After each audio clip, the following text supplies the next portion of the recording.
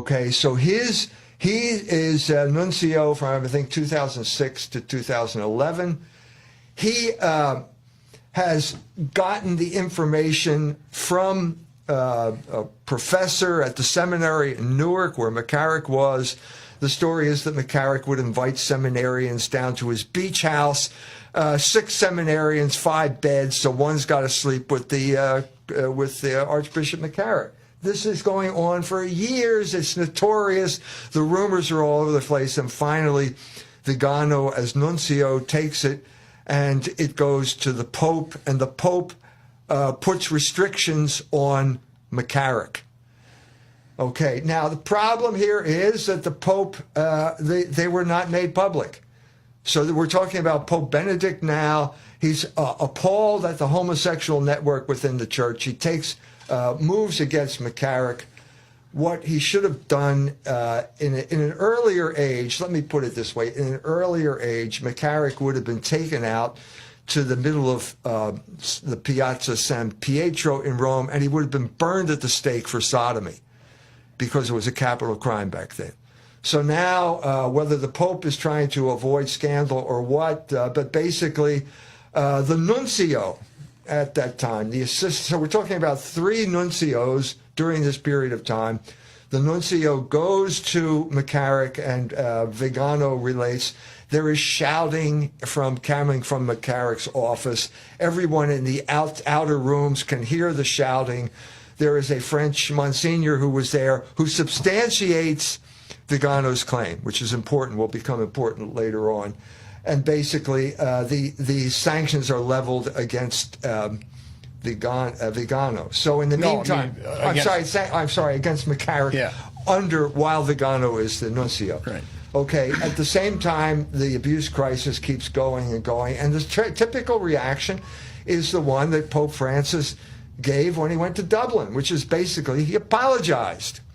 Okay, we are all tired of these apologies. We've heard so many apologies, but what happens here is something completely new. All of these revelations now from Vigano come out while the Pope is in Dublin, and now Vigano says, Francis knew. Francis knew about this, and basically he lifted the restrictions, and he rehabilitated McCarrick. But the article seemed to indicate that McCarrick was influential in elevating Francis to the Pope. That's the other point. So now we have to back up and say, well, why did this happen? Who was McCarrick? Well, McCarrick was one of the most prominent members of what has come to be known as the St. Gallen Group. And the St. Gallen Group is named after the diocese in Switzerland, where the bishop has invited this group. It's basically a group of disaffected liberals. The liberals in the church, by whom I mean the people who are itching for some type of revision of the church's sexual morality. They've been out in the cold for 27 years by the papacies of Pope John Paul II and Pope Benedict XVI. And now they see their moment. They see a man who can maybe carry their standard into the Vatican, and it's Bergoglio. And Bergoglio gets elected. So now what we're seeing here, and after Bergoglio gets elected, there's a meeting, and Vigano describes the meeting of the cardinals, the nuncios, and there's McCarrick. And McCarrick basically goes up to Vigano and says, I've been vindicated. I've been rehabilitated. They're sending me to China. Well, Vigano is appalled, okay? And now this is the seriousness of the matter, because what he's saying is that there is a homosexual cabal that is running the church. Does that mean that every priest is a homosexual? No. Does that mean that every member of this cabal is a homosexual? No. Okay, what it means is that there are a group of homosexuals who have gradually acquired some type of political power in the church, because there are lots of people who will go along with it, one way or the other. And so, as we said, and we said before in the last talk we gave, I gave the Jesuits as the prime example of the homosexual cabal in the church. And here comes Vigano, and he says exactly what I said. The Jesuits are the prime example. The Pope is a member of that order. No one is claiming it that the Pope is a homosexual. But what we do know, and what I've written in my book on Bergoglio, is the fact that he was a very ambitious man. Right, you mentioned that because we did a show. You went to Argentina just for those ones, right, for a couple weeks, and basically to investigate who was Bergoglio. Yeah, and it turns out that he took a vow against ambition. Well, the only reason you take the pledge is because you have trouble with alcohol. So he's got a problem with ambition, and suddenly here's the moment. And suddenly now, all with the Vigano revelations, all of this starts to fall in place. In other words, here we have substantiation of this. Here we have some type of substantiation about why the church is heading in the direction it's going. And then we get lots of other details.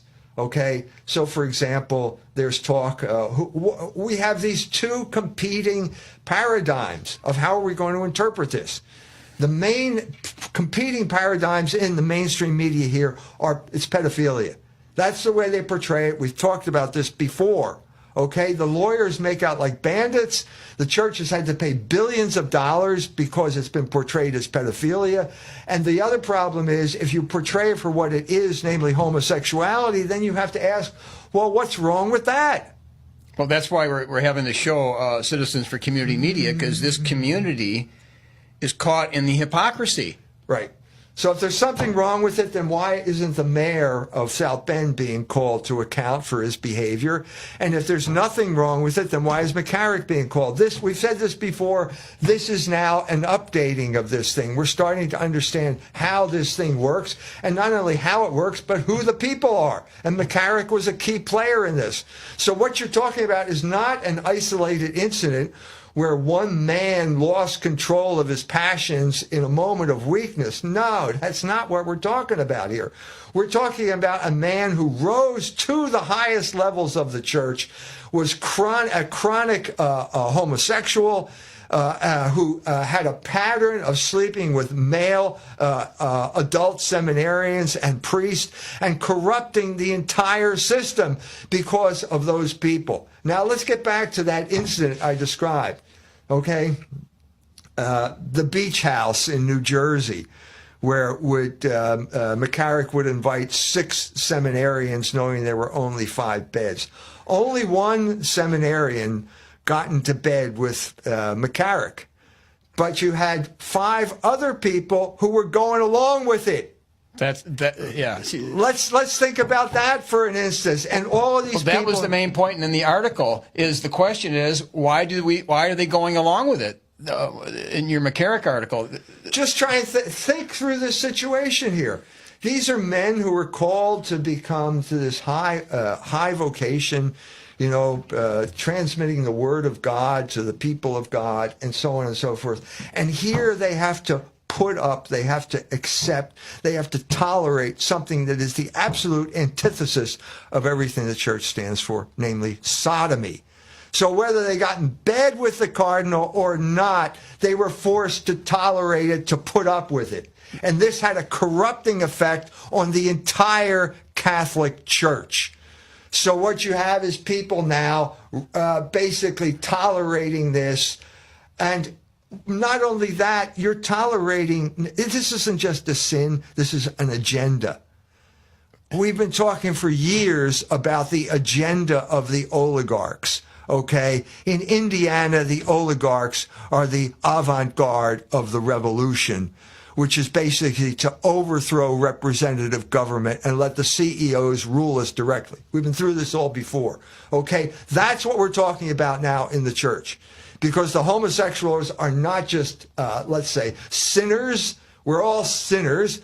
They are agents of the oligarchs. They are a 5th column within the Catholic Church doing the bidding of the oligarchs. And one of the main biddings of the oligarchs is the spread of sexual revolution. And the cutting edge right now is homosexuality. So you've got basically, it's what should I say? It's similar to the Arian crisis of the 4th century.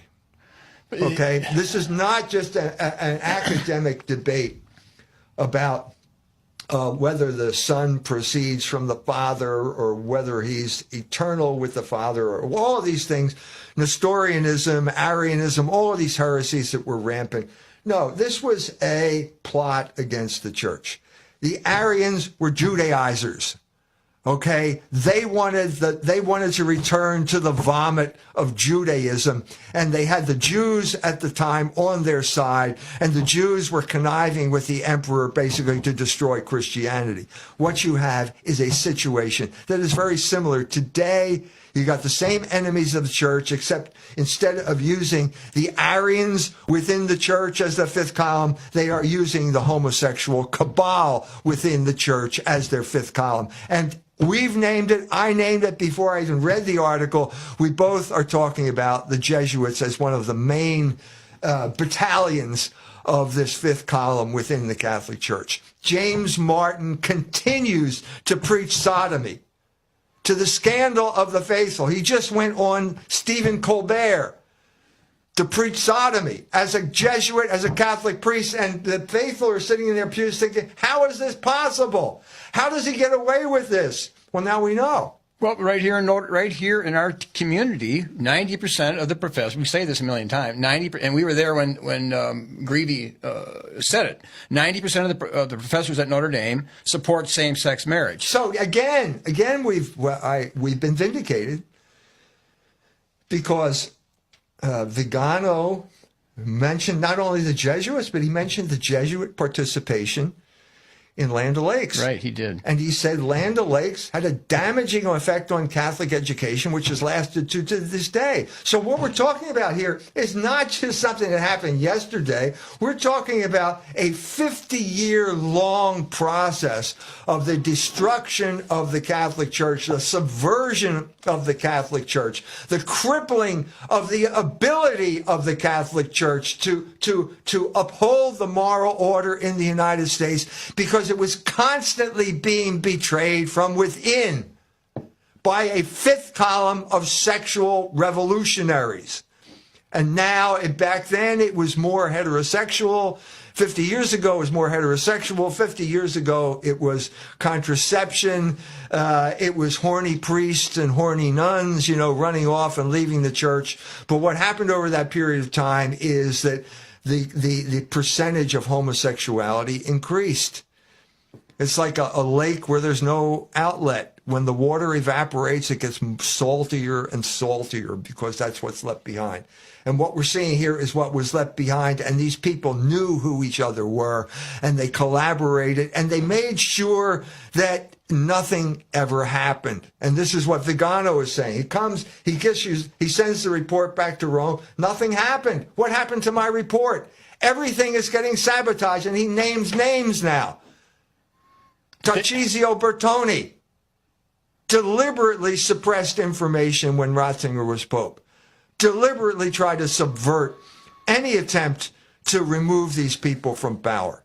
This is not me. This is not me, the lunatic from South Bend, ranting here. This is a man who knew these people, who was there when it was happening, who told these people. And so what we're seeing here is now Francis, in gratitude to the St. Gallen group that got him made Pope, is now like some common politician, paying back the people. He's like Donald Trump and the Jews.